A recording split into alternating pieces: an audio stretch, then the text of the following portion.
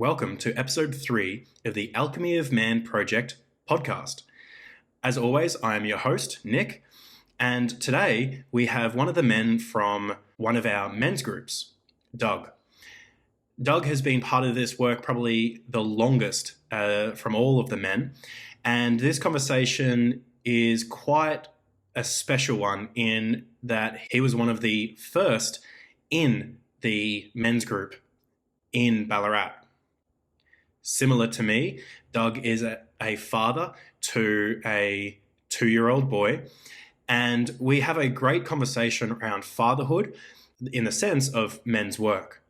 I hope you enjoyed this episode, and like always, if you would like to leave any comment or questions, if you could like and subscribe, those are always great in being able to extend this work and get it in front of more men so that more transformational conversations can happen around men's mental health. Without further ado, let's get into it. There he is. Okay. So, we'll kick it off, kick things off. I'll do a bit of an intro post-production. But yeah, man, welcome. First and foremost, thank you for joining me on this beautiful day. Yeah, tell me about you. All right, so just who you are, a bit of a background story. Just introduce yourself, please, and thank you. Cool. My name is Doug Halliday. I am a 29-year-old man. I've been a part of men's work for going on 3 years and Nico's squad for, say, 2.5. Mm-hmm. About that. I am a father to a little boy, not quite 2 yet. I am a business owner and carpenter, family man. Beautiful. Yeah, beautiful, man. Thank you. So I guess, that sort of gives a good demographic. Obviously, you're as well in country Victoria. So that's, a good reference point because that's where we had the original squad. So yeah, man, let's just dive straight into what drew you to men's work. What drew you to, this brotherhood and sort of, a bit of that. Cool. So what drew me into that was a Facebook post by Nick Glasson that tweaked my interest. Mm-hmm. He put a post up about men's work and wanting to get a squad running. And, I'd known Nick as an acquaintance at that point. And it popped up at the right time that I was just wanting more out of life. I had recently left my job, and I left my job because I was quite underwhelmed with it and just wanted to do a bit more. So I started working for myself and still kind of floating with it, nothing overly fulfilling. And then when this came up, I'm like, I just knew that community of men and wanting to connect with other men and grow within challenge with other men. I took the bull by the horns and I sent Nick a message, and we caught up, and the first few sessions were kind of getting to know each other and then discussing what is men's work, why we're doing it, all these things. And then the more I learned about it, the more I wanted in. So took the plunge and committed to a online squad with the Canadian group. And everything just kind of grew from there. Yeah, no, perfect. And I guess I'm the Nick Glasson. I'm the guy that we we first connected and Facebook post and try to sort of get things going. And I think I shared in the first episode, just in terms of me wanting to do the in-person thing, and it was you and me for quite some time before we got the other two guys in and had the OG4 in our in-person squad. But it was really cool that you also joined Samurai Brotherhood and had an opportunity to connect with an online squad. So that was really cool. Yeah,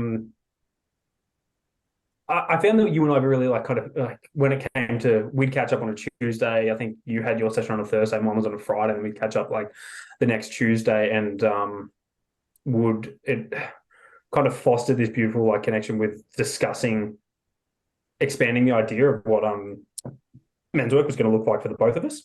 And that was really cool, just to spitball and bounce back off with each other, and not just have to, you log off at the end of that meeting and then you're done for the week. It's like, no, we still, even though we weren't in our own squads together and stuff, we still had that framework to, keep fostering it. Yeah, no, totally. And I think what was really cool at that stage as well is, we were catching up quite a bit, in that sense of, on those Tuesdays, but then at around the same time, you were participate, or you joined my gym that I had at the time, and we were doing a few gym sessions a week, and yeah, it was cool. Yeah, I saw a lot of you actually. Now, I think about it, we was at least training 3 times a week, and then maybe catch up on a Saturday or something as well. Yeah. So, I mean, it sounded like you were pretty gung-ho, like it was just perfect timing, all that sort of stuff. I guess if I'm curious to hear if you had any initial judgments or skepticisms or, anything along those lines in joining the group, or, joining men's work or anything along those lines. Not really, but the one thing that comes to mind was I was curious to what the other men in those groups would be like. The persona that's usually portrayed is the bit, I guess, the woohooey kind of guys, right in my heart space kind of guys. And sure, like you had some of those, but it wasn't just like a bunch of men just like sitting in a container and talking about their horoscopes, etc. Even like those guys had their place. They definitely had their place. That was my only real reservation. But I guess I did always, at that time, and through discussions with you, I did have a bit of a mentality of, I'll get out what I put in, what I bring here. And I guess I had a preempted kind of energy I was going to bring of like, fuck yeah, let's just go get it. Which bit me in the ass once or twice, but you learn these things. Sometimes, unless it's multiple bites. Cool. Perfect. I think that's great. And I guess that sort of leads to the next question, which is, what has changed for you? Like thinking back to the lack of fulfillment that you had in your work, and quitting that job, and then joining men's work right at the, at the perfect timing, or just when you were ready for it. I said, that was, as you said, 3 years ago. So I guess, just a bit of a reflection, like what's changed for you? First thing to come to mind is actually patience. Patience is a huge one. Life doesn't always have to be. I was feeling unfulfilled, so I pendulum swung into go get it. Where I think now I've found a really comfortable middle ground of enjoy what you've got, still be direct and still be forward moving, of course, but don't be so forward moving that you miss the things, but also don't, I guess, stumble over your own feet. Do you feel like you used to do that a lot? Oh yeah, some of the things I would do, or I would be rather hasty with some decisions. My previous relationship was a great example of that. A sense of lack of fulfillment, or projected lack of fulfillment, and just swing on to the next thing before the relationship's more or less over. That was probably the biggest one. By that point, we had a squad up and running. That was something you were very aware of and kept in line. That was something you quite often prompted of like to not be so. Just what's the word? I think it's Just, I think it's the reactiveness. Like, yeah, I think that's probably one of the main things that I would prompt you on is that tendency towards reactiveness rather than taking a breath, sitting with it, and responding from a place that's going to benefit you and the people around you. Yeah, even in with relationship with, like, say, family and stuff, the reactiveness was really high quite early on. Particularly with something would happen and the reactiveness, I would get reactive, but then I'd also fuel that with a story that I'd tell myself. I don't know, Dad did this because of whatever reason, and then I'd like fuel that argument I'd go up and have with him. Yeah.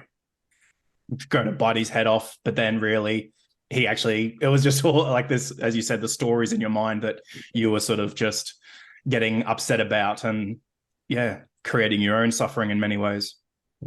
Yeah, there's always time to think and always time to respond. You don't have to.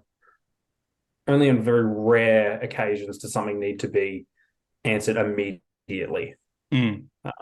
More often than not, you have time to think and respond and take in what it is you actually want to do or what you want out of this situation.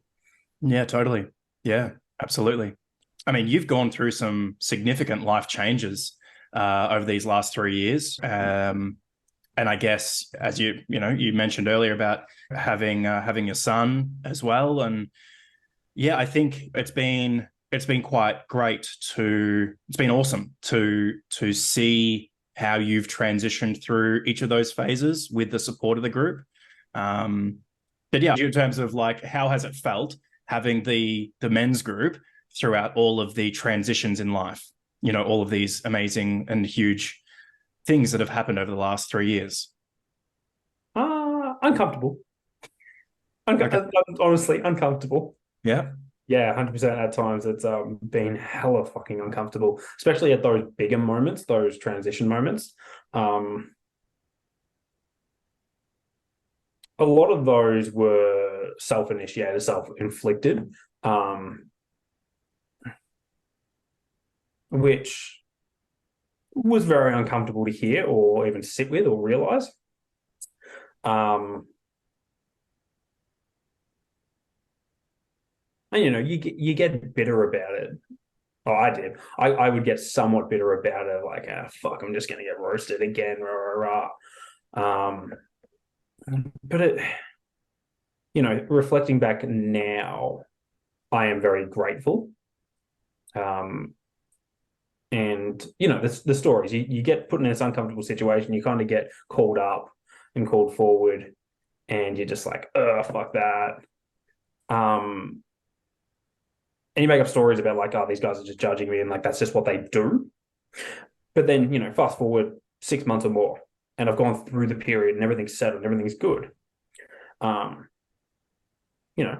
You realize there was no judgment. That's just not what they do, because I was given at the time what was needed. So gratitude is what comes up after that. It's still uncomfortable now. Like, I've still copped fire, like, recently, and I'm just like, ugh, just no. Just uncomfortable. But it should be. It should be. Perfect. Yeah, thank you. Awesome.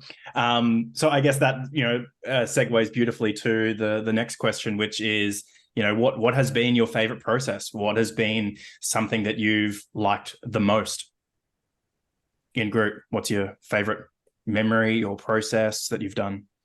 Okay, so yeah, the favorite process was anything when we had to get up and embody something. Those are the ones I always really enjoyed the most. Yeah, whether it be like doing a gauntlet run, so get a man up one end, and in that you choose that man because he represents something you want out of life. And then the other guys they prevent you to it. They put resistance on you to get to that guy, and you really got to push to get through. And then you get through, and it's just this hug. You just kind of tackle the guy and just embrace him. Yeah, I always found ones like that really fulfilling. Even some of the more intimidating ones of, like, you pair up with a guy, and like it could be either the no process or the fuck you, and you really put your energy behind it, and just you make the eye contact and connect with them, and it'd be like fuck you, really let it out. You're not so much swearing at this guy in front of you as much as you are just letting out the things you need to be saying or should have been saying. Mm. Yeah, or even to tap into that energy. A lot of men don't have that, even ability to tap into that, or they don't even know that it's there. And so, having the ability to go there with another man that you can trust to hold it, and then tap into that resource within. So no, that's definitely a good one. It was interesting. Frankie also said that Gauntlet Run was his favorite too. So classic. Yeah, he was the man I tackled. He was most recently. Well, I mean, I think I already know the answer, but that's the nature of this forum of discussion. What's something you've struggled with the most? What's the one thing you've struggled with the most? We don't have that much time, Nico. Being held accountable. Accountability is quite foreign to me. I was always quite clever in how I would try and get out of something or negate responsibility. And to not be able to do that, to not be able to slink back into the shadows, to constantly have a light on you or just the spotlight on you, and then doesn't matter what you're saying, doesn't matter what excuses you're given, the spotlight's just saying right here, soz, man. I don't know what to do with that. I'd gotten away with doing it for so long. I've gotten really fucking good at doing that. Still do, still get really uncomfortable with it. It's gotten to a point in my life that there's consequences for me not being accountable anymore. My family, my brotherhood, being in a position of leadership with these guys. One, I can't hide.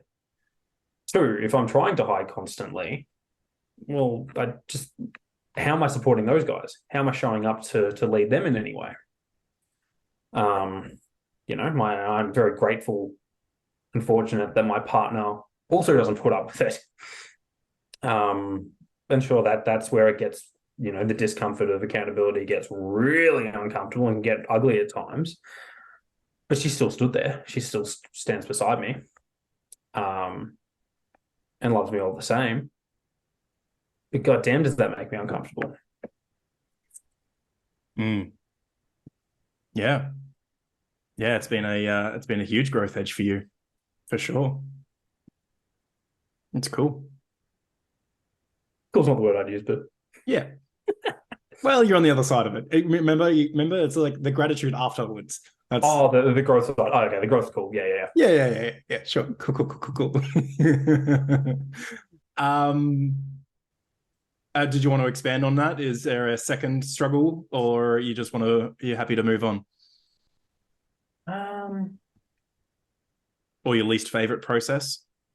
Least favorite process. Can't say if anything's actually fallen into the category of least favorite. Some of the shadow exploration stuff can be hit and miss, I guess. No, I wouldn't say least favorite, just hit and miss. Sometimes you could have a thought and you say it and you just go, oh, and then you're hungover for the next 3 days because you realize something about yourself or how you've just been showing up or why you behave a particular way. And other times, you don't. You go through a process, you follow some sentence streams, and nothing really comes up. Just hit and miss, really. But I mean, the payoff. I will give credit. The payoff for when you have those aha moments is, I guess, worth their own weight. They're worth the sitting through an uncomfortable or a missed session.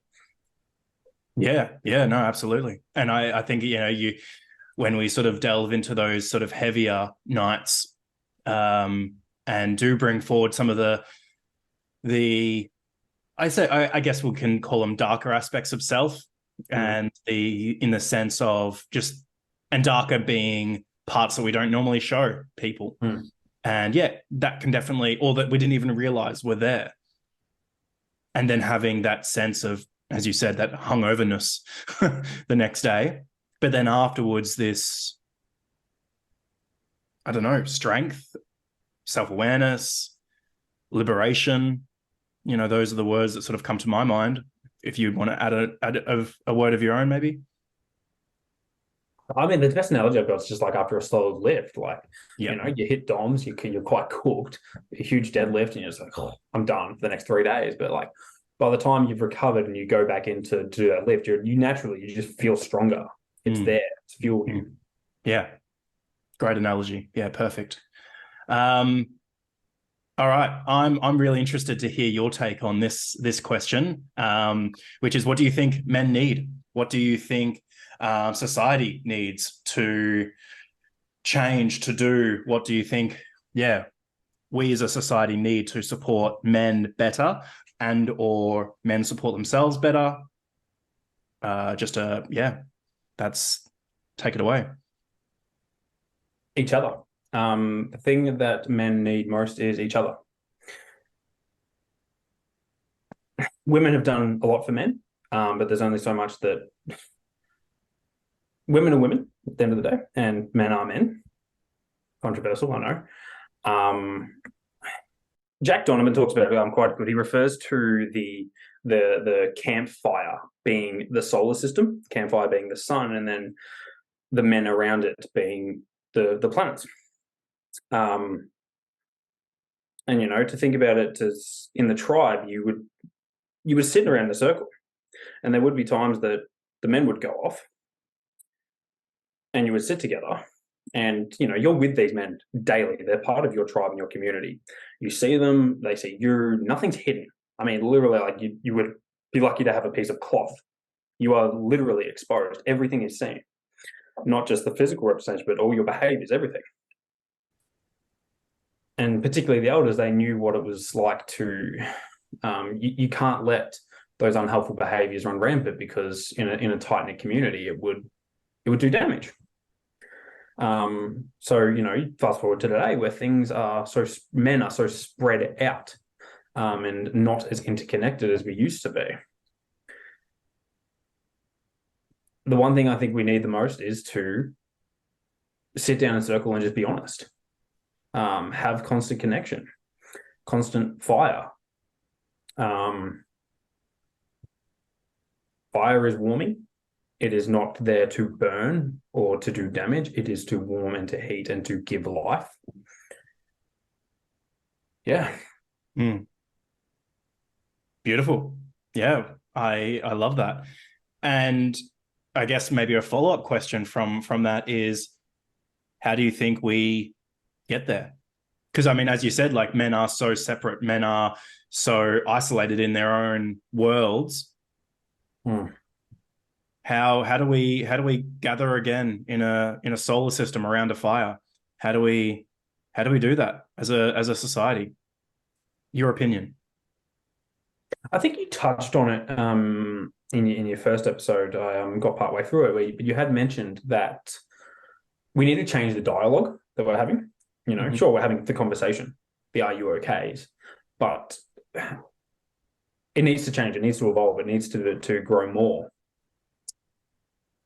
Is this lighting okay, Nico? It's just getting very dark here. Yeah, I did notice that. Do you want to? Yeah. Does that help? Yeah, that's beautiful. Beautiful, perfect. Look Cool. at that glow. Cool. Rewinding slightly is just changing the dialogue, evolving the dialogue.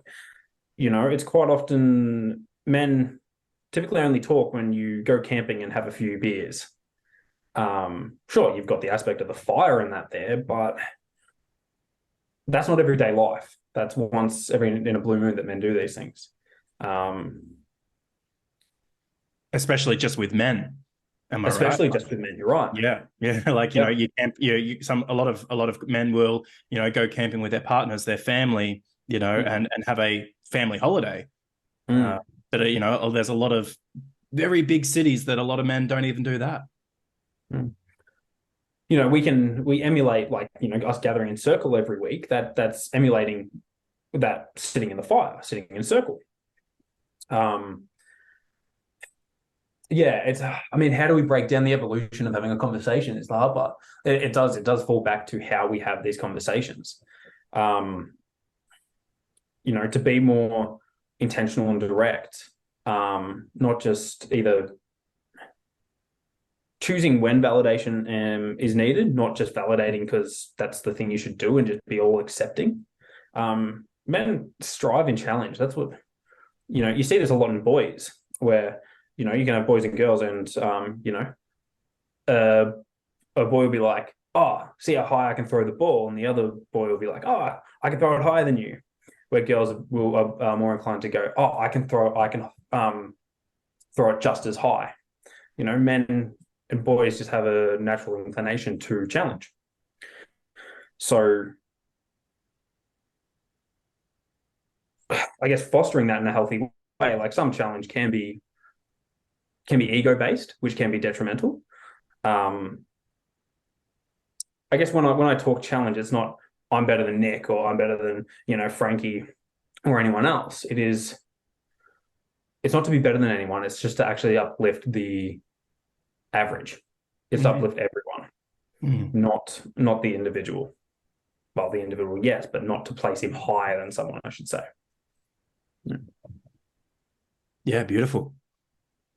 A question that I didn't preempt you on, but I, you know, just enjoying this sort of direction of conversation. You have a son. I do. And, you know, he's not quite 2. So he's, you know, you've got a few years to, you know, build towards this. But I guess I'm interested in how are you going to foster that for him? Like the healthy relationship with challenge. No, yeah, maybe. Yeah, if that's what you feel called to speak to. I sort of more meant in terms of changing the dialogue. In changing the dialogue. Oh, jeez. I'm fortunate that, like, this is one of the main things we practice in Circle is how we talk and how we show up in day-to-day life. You know, the asking of the questions, etc. So I am fortunate that I've developed and developing that skill set. I would like to think just through his own experiences as life comes up for him, and just how I show up. How I show up in group is not just I don't just show up. Well, we shouldn't just show up one particular way on that Tuesday night. It's about how we show up every day, and that includes every day that I see my son. Just the way I talk to him, the way I actually interact with him, the way I don't dismiss him. The choices I make. So, do I choose the TV or do I choose time with my son? You know, it's those things. The presence in the household. You know, and also I guess the leading by example of, like, I am a human being. You know, it's not a reason. It's not something I strive for by any means, but I will make mistakes with him. I feel that is inevitable, and by no means do I want to. But ownership, like taking ownership in those, that even though I may be in a position of authority as the father, that doesn't mean I can't apologize to him. And I have to just be an authority. At the end of the day, I'm a man. And I would like to think that that's as an example that who he is okay, regardless of who he chooses to be. His roles don't define him. You know, they're an aspect of him. And, you know, he has to show up certain ways in those roles. But at the end of the day, he is my son and he is who he is. And that is okay and to be accepted. To accept himself, sorry. Well said. You know, I couldn't agree more. And certainly very much on the same wavelength in terms of fatherhood and how we show up as fathers. And I guess what I really love about that and what fatherhood has taught me in that sense is, if, you know, the fatherhood, you know, the father energy, let's call it, doesn't have to just end with our sons, but actually can extend to other men, and not even younger men, but just witnessing that they are just men, they are just boys, and we can ask those pertinent questions. We can show up. We can apologize when needed. You know, it's you know, that's a huge commitment and a big responsibility, and one that obviously it's a commitment that we make as fathers, or it's a choice that, you know, you and I are making to show up that way for our sons. But I think that it extrapolates beautiful. You know, I remember one of the conversations we had one night in group about fatherhood, and that sense that you don't actually need to be a father to show up like a father, you know, and I think that's a lot of what we do in group, as we just try to show up as men, as well as showing up with, you know, that father energy of, you know, compassion, but also, you know, relative authority, boundary settings, and clarity, but also taking ownership when need be. Yeah, I always I guess a bit of a code for myself is to fulfill a role as a father. Now, a lot of men can't have fathers, you know. Yeah, some guys can't have fathers. A couple guys I know who can't be fathers. I say can't have fathers, can't be fathers. It does it. There's a sense of something is missing.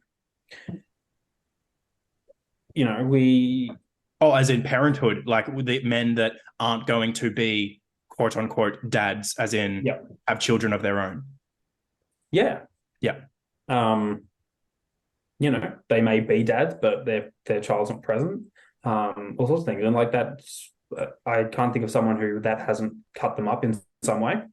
And like I think that's for a reason. Like we, as human beings, live in a tribe, and there was a, I guess, an expectation that you would have kids. That was just how the tribe survived. So we all men became fathers, and we all passed things on. But yeah, that doesn't have to be exclusive to having a child. You can be a mentor to people. A lot of men, obviously, we work, have a workplace. Which naturally has its own natural form of a hierarchy. And it's how you show up for your subordinates, but also set the example of how to treat your superiors. But in the context of being a father, yeah, it is how you show up for those under you or who are in need of guidance. I like it. I think that, yeah, that's one thing that, you know, sort of semi-circling back to what we could do as society is have more of that sort of conversation. And the recognition of, though you and I have had very different experiences as men with our fathers, that doesn't have to define who we are as men, nor how we show up as men and or fathers. Yeah, and you know, the reflection as well, like having that conversation, but just looking at how we show up. Like I look at how I show up as a father every day. It's at least 3 times a week that I will have a sit down a conversation with Kayla about either how we've shown up as a father, or we've shown up as parents, or how a situation could have been handled, or even hypotheticals of what about when he goes to high school, or what about when he gets a girlfriend, all these things. It's discussing the idea and through those discussions, you start to learn your own values, you know, within that topic. Agreed. Yeah, very much agreed. And obviously it certainly helps that you and Kayla are on similar, have similar mentalities in terms of showing up, you know, for your son, which is great, and definitely very helpful. But yeah, that's I certainly acknowledge that of you two. It's quite cool. Mm. Yeah, he's a lucky boy. He's a lucky boy. Um, Leading on to I guess the next question is, yeah, what are you currently working on? So I guess you can sort of talk about what you're currently working on in group. What's, you talked about challenge earlier. What's your challenge at the moment? What are you working on? What are you striving towards? So very much just like the last couple of topics. My current thing I'm working on is, I guess my father energy, my king energy. Particularly how I show up as a leader in my workplace. As I'd mentioned earlier, I am a business owner, so I have currently 2 employees that are obviously apprentices. So, which has a very direct aspect of mentorship. And that has its own challenges, and each of those guys, both have their own individual challenges within relation to me. One of them comes very naturally for me. One of them's quite easy, and giving him direction and mentorships, it's just working. The flow's there. Where the other one, it's I feel like I'm bashing my head against a brick wall. So my natural first port of call is, how am I showing up? Am I showing up in a stagnant way or a monotone form of mentorship, and that's just not working for that guy?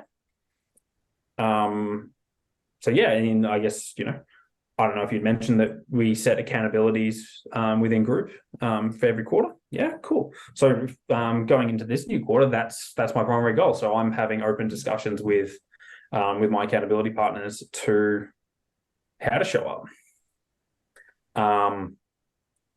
Or even then, is me mentoring this person the thing that him and I both need at this time? Because that's an aspect of being a leader, is identifying when something's working and when it's not. You can keep pushing shit uphill just for it to roll back down. Yeah. I guess there's not a huge amount to this being a fairly new thing for me to explore. There's actually probably not a huge amount more in that. But that is the thing that I've set my ambitions on. Yeah, fantastic.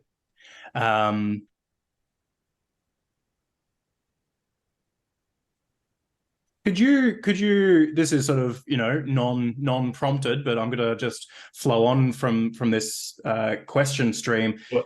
You've been part of this work for 3 years, and obviously there's been 1 or 2 quarters in that. I guess, I'd be curious for you to talk about your experience, or what are some of the things that you've worked on to, give the listeners a bit of a sense of what is this thing about accountabilities? What are some of the examples that men do achieve or work on in the quarters, and how it works? Cool. So, I wouldn't, because you've done a lot. accountability. As I said earlier, you've achieved a lot. Like, not only have you gone through a lot, but you've achieved quite a bit. Thank you. Appreciate it. I wouldn't call my accountabilities consistent throughout each quarter. Being a man with ADHD, I tend to they would wildly change between each quarter. There would be one, I can't remember what I did prior to this one, but it was a fairly normal one. It might have been like a workout routine and stuff like that, to then swinging into more psychonautic stuff. So whether it just be psychedelics or just meditation and stuff like that.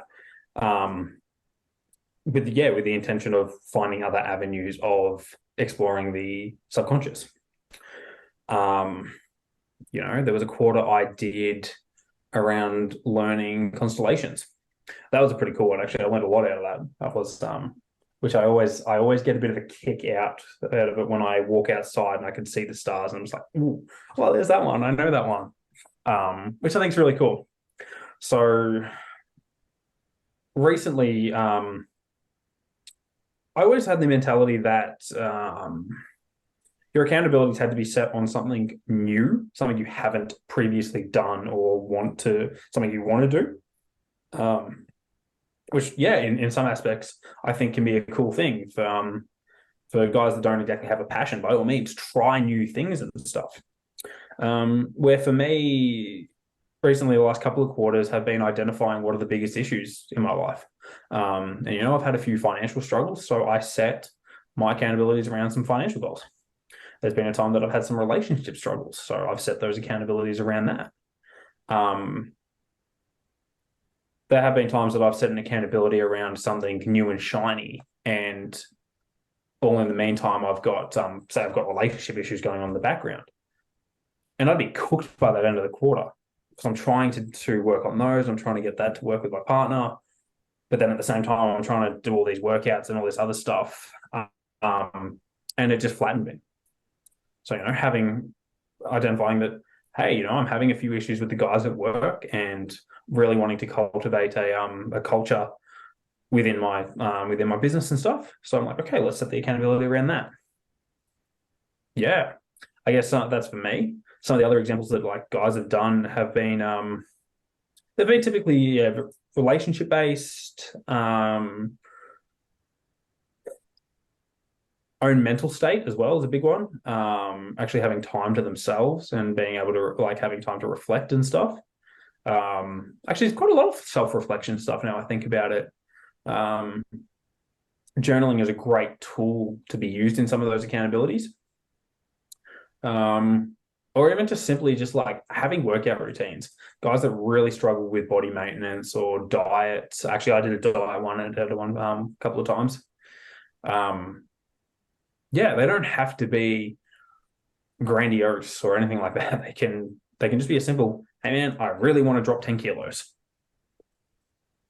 I've been having bad reflux, whatever. I'm going to drop some weight, or I'm sleeping like shit. So I'm setting a bedtime routine. And some of those, less grandiose ones are the real catalysts for many men. I think I've witnessed quite a number of times where guys would do a basic, accountability of just, some self-care practices. Mm. And then, it just replenishes them to really come back swinging in the next accountability.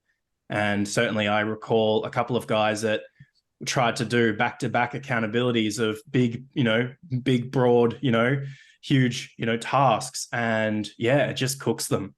And, they get a lot done, myself included. Like, yeah, I'm one of those guys. But it's the accountabilities of rest that I think is quite cool and it has very much its own challenges. Yeah, I think I remember having a conversation, you and I having a conversation around, my own judgments about the basic accountabilities of working out or whatever. And the next quarter I had a basic accountability. That's what prompted that conversation. We were prepping, what are we doing next quarter? And then I earned a heap of judgments around it. Yeah, and then I moved some energy in that. I recuperated a little bit, and it gave time for that recovery that we were talking about before. To actually, okay, cool, we use this as a recovery quarter. Sure, you're still applying energy and you're still moving forward. But then you finish that quarter and you're like, cool, let's go get life. Yeah, brilliant. Yeah, well said.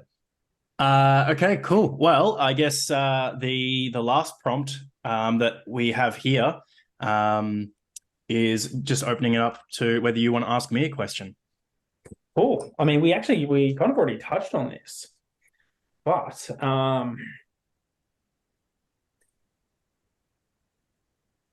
what has being a father taught you about being a man?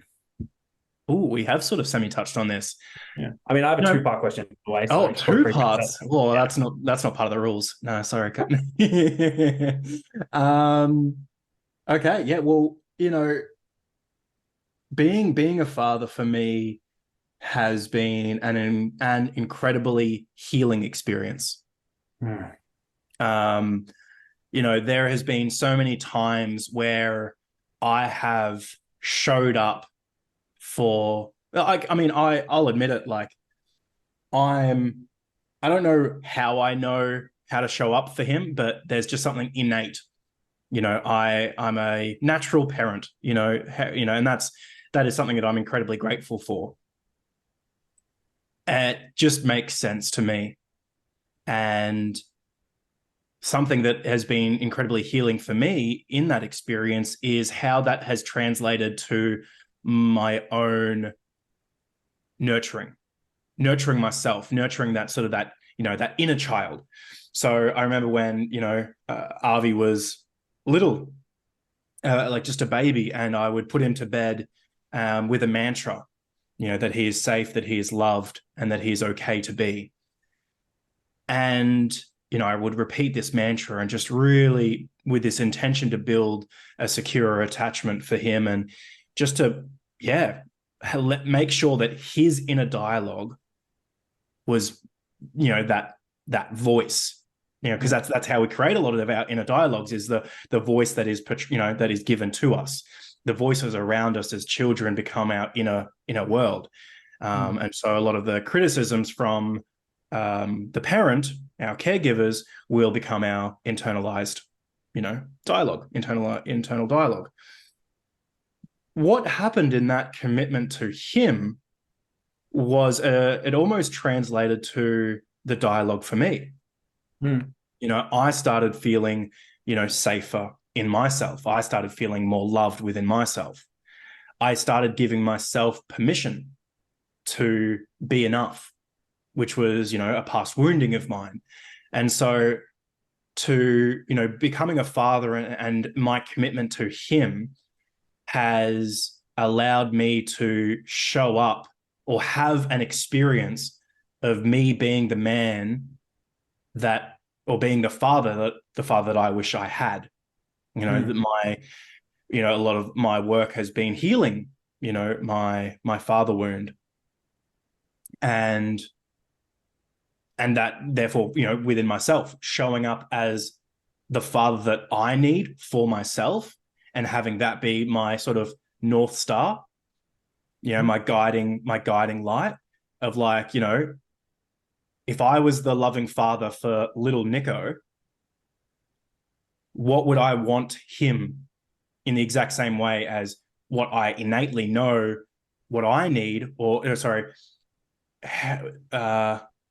what do I innately know that Avi needs, and how I show up for him. And so that has really translated a lot of my own growth as, how I would see it as a man, and extending that commitment that I have to him to myself. Beautiful, man. Thank you. Part two? Is there two parts? Yeah, part two question. What is the most important thing you believe a father should teach their son? It's really interesting. There obviously a lot of practical things certainly show up as important and are passing on. But I think you actually touched on it, which is communication, like the ability or a reactiveness and like a responsibility. The one thing that I hope that I pass on to Avi is this sense of being able to communicate, be able to talk about his experience, and to have a secure internal world, like that secure attachment within him. I think that, that's the one thing where fatherhood can really pass on. That's the most important thing, because in a way, the way that I see it, communication is the most important thing that we as fathers could pass on. because everything flows on from communication and a sense of even commitment. The commitment to communicate effectively and not take things personally, or to be able to leave the ego out of it as best we can. Because even then, if you don't know something, you can ask. I think a lot of men struggle to ask for help because there's a passed on internalization of judgment or ego, or thinking that they're less of because they have to ask for help because they don't already know. This innate pressure that we should just know as men, that I think a lot of us have been conditioned by from our fathers, which were then conditioned by their fathers or men around them at that time. So yeah, I think that's probably the most important thing, like this sense of self-worth, self-respect, and from all of it, a sense of communication. Cool. Yeah. Beautiful. Yeah. Same question to you. What is the most important thing I believe a father should teach their son? I didn't expect this to come back at me. Ooh. You're welcome. Oh man. Yeah, there is a lot of like I can't remember the word. Like how to light a fire, how to survive things. Respect. I think it is respect. Respect and responsibility. Maybe I quote a movie. I can't remember what it was. That those who have the ability have the responsibility to do something. That's a big one.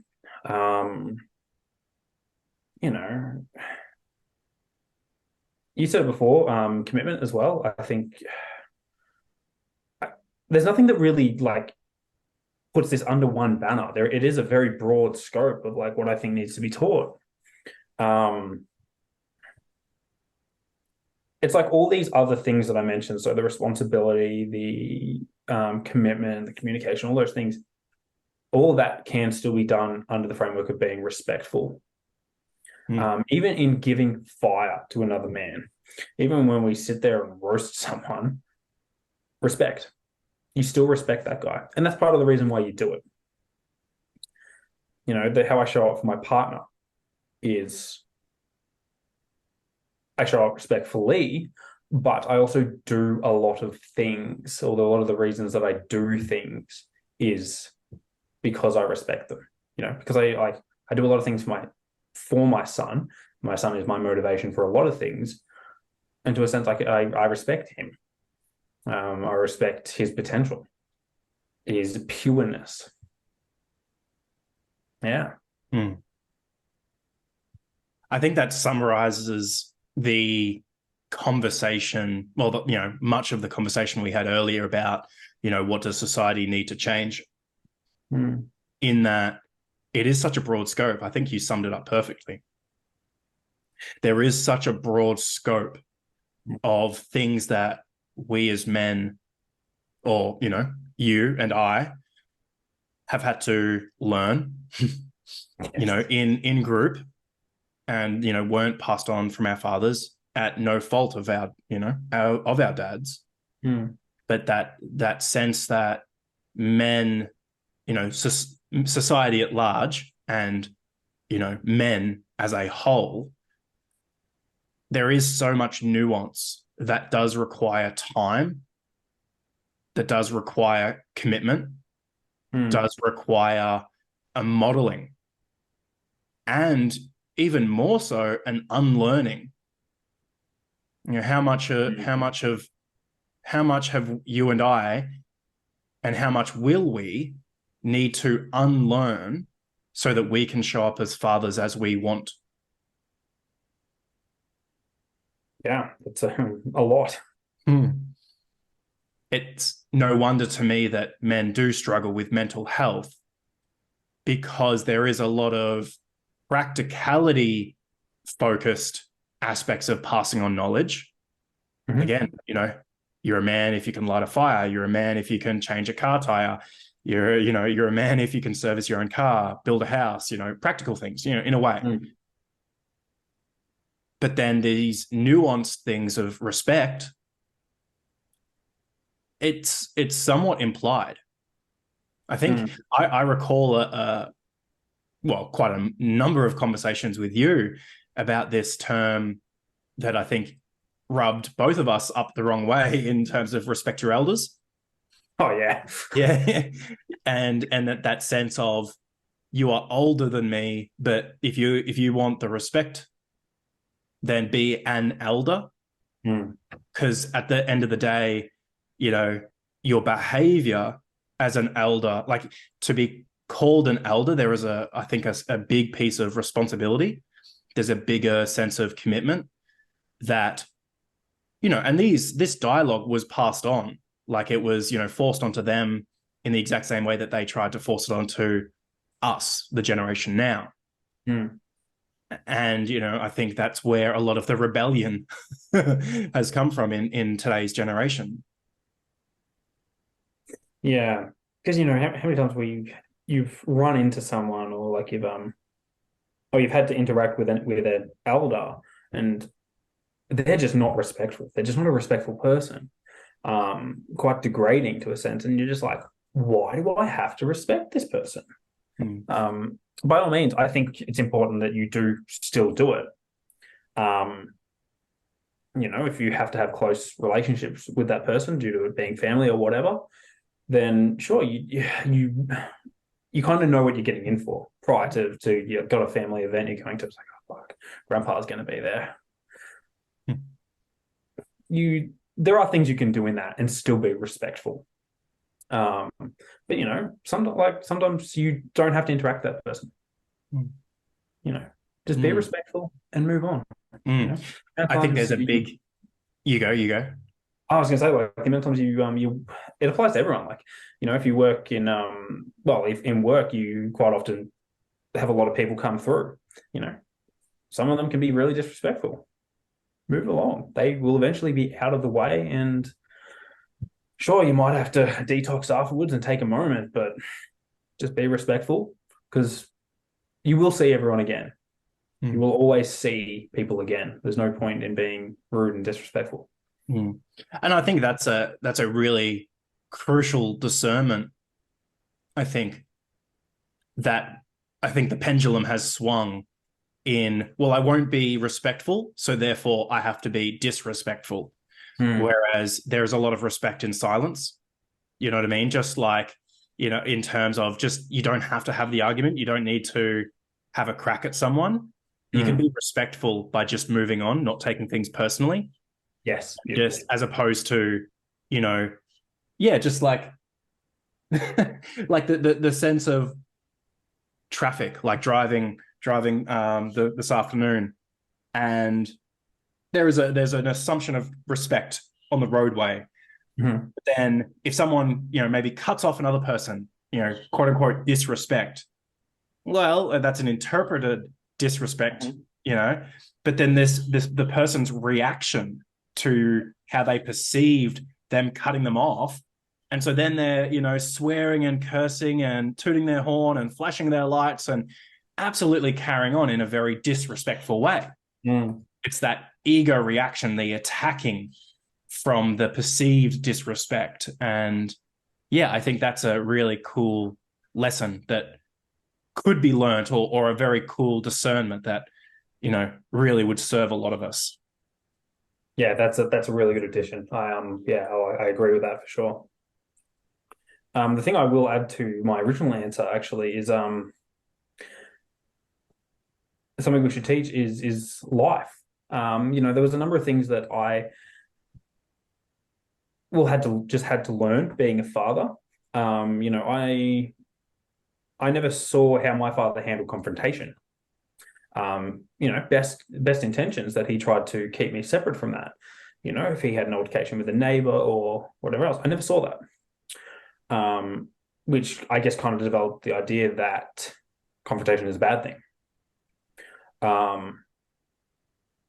Where, it's important. I think it's important to see those things. There's a lot of guys that have the privilege to, like, they'll take their sons out hunting for the purpose of, showing them that process and what it means to take the life of an animal. And that can be its own little initiation process, but it also kind of faces the fact that death is real. It's a reality. And instead of hiding away from those aspects of life, I think it's really important to have them at the forefront. A huge part of being a man is the struggles of life. We all have our struggles, especially as men. We all have them, and it's unfortunate. It's not unfortunate. I think it's actually a gift. That struggle is a gift, and it is something that we all need to. That should be taught. It should be something that shouldn't be shied away from. Agreed. Yeah, very, very much agreed. And obviously, that even within that, there is some nuance of, what kind of confrontation do we witness, allow our, children to witness, and also the debrief afterwards, and how we manage the conversation afterwards. There's aspects of utilizing everything as almost like a teaching moment. I think there's such potential in that, and being able to learn and have some introspection from confrontation or just experience. The conversation afterwards is a good point. My partner's old man is not great at this. He's great with confrontation. He handles it. He handles it. But then the way he talks about the situation after the fact, and kind of, to a sense, carries on about it. The respect's just out the window. Where, just like use the word debrief before. Beautiful. Debriefing, not a problem. Ruminating and bitching and festering in it, and that's important to see for sure. Because the debrief is a process, like that's processing something. And I think that, speaks to why we do that in group. No matter what process we do, there's an opportunity to speak to our experience, which so many men struggle with because it's just so foreign to them. How often do we do a process and you could almost feel this sense of, okay, and offering the debrief, and you just see this this sort of wave of not dread, but just like, oh, we're done that. We've done the process. What do you mean? Why do you mean there's afterwards? There's after. There's, we're done here. Moving on. Yeah, and I know the feeling. Like, depending on the process, it can be very heavy. Everyone in the room feels and looks heavy, and it's just like, and then it's like everyone's kind of reluctant to talk. Yeah. I think that's actually a really good point to briefly make, is even when we are there for a particular reason, it's still hard. You just made the perfect point. Particularly after a heavy share or a heavy process, even then, literally we're there to talk about our experience. We're literally practicing how to have dialogue, and talk about our experiences. And we still struggle to do that. Even in the right container, there's still a sense of that struggle, or the unlearning of what is, and the practicing of the new.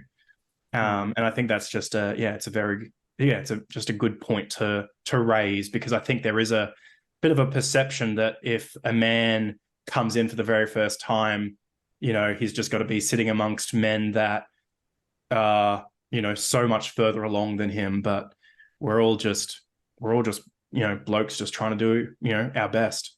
We're just a commitment. Our commitment's different in the sense of we're committed to a group and sitting in circle each week to practice and become better.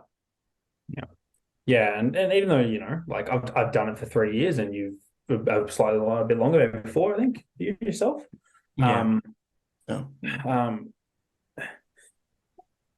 You can sometimes, the things that, like, the first things you ever worked on, sometimes that still shows up. Mm-hmm. Like, sometimes it happens. You learn how to work with it and manage it, and I guess even preempt it at times.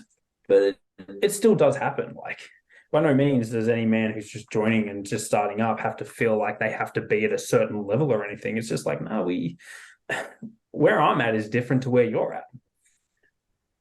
And yeah, as I said, things do reappear. It happens. Mm.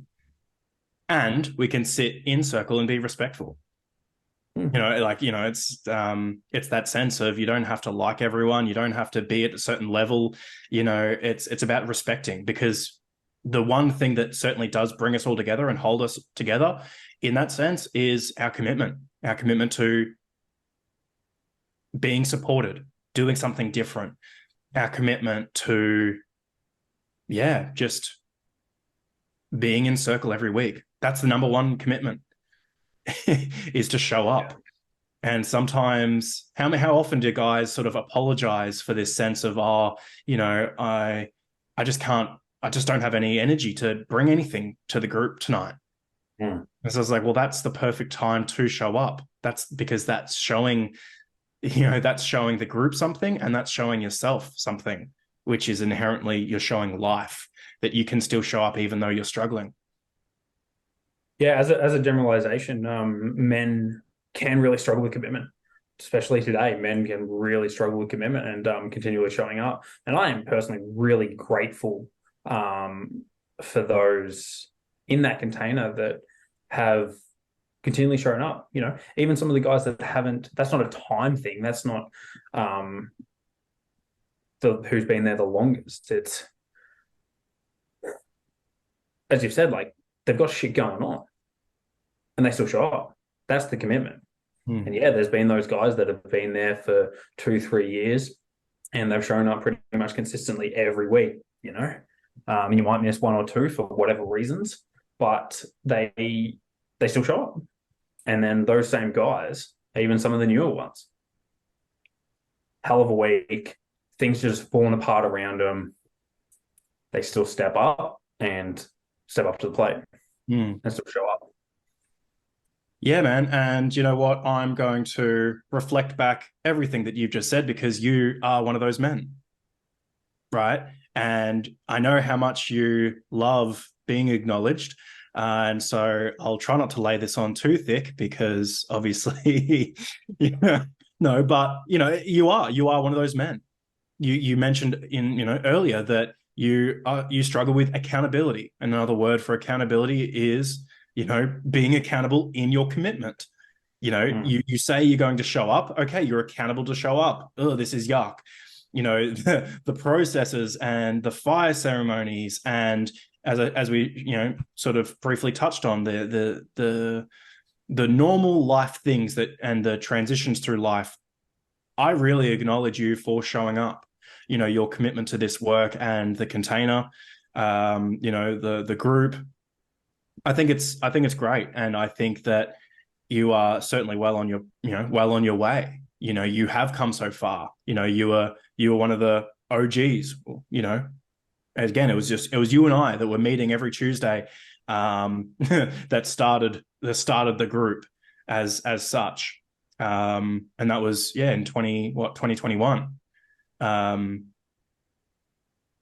and yeah. That was so at the end of 2020, sort of coming through, early, leading into Christmas, and then obviously February was when we officially started the in-person group with Joel and Phil. Yeah, wow. Yeah, that was 2021. Yeah, back in the gym, and then in a couple of sheds every now and again. Yeah. Good times, great times. But throughout, like, I just remember there's so many times that you didn't want to show up. There were so many times that you did not want to, do the process. There was so many times that you did not want to face the accountability. And certainly I didn't let up on you, because I care about you, and because I want the best for you. And you know, we certainly have had our conflicts, you and I, but, you know, in that vein, and regardless, it's just that sense of, yeah, I just really acknowledge that you showed up regardless of what was going on. And so, yeah, just a big old fuck yeah to you, man. Thank you. You're welcome. Yeah. Yeah, man. I guess on that note, that pretty much wraps this up. I've gone through all my questions, and you've had an opportunity to ask me. So yeah, thank you so much for your time and joining me in this episode. Yeah, I look forward to, you know, getting the edit on and posting it and putting it out in the world. Yeah, beautiful. I really enjoyed this. This is definitely appreciate it. No worries, man. Yeah, I'll sign off there, and then I'll do the post-production bits and pieces that I need to. Cool. All right. Thanks, man. No worries.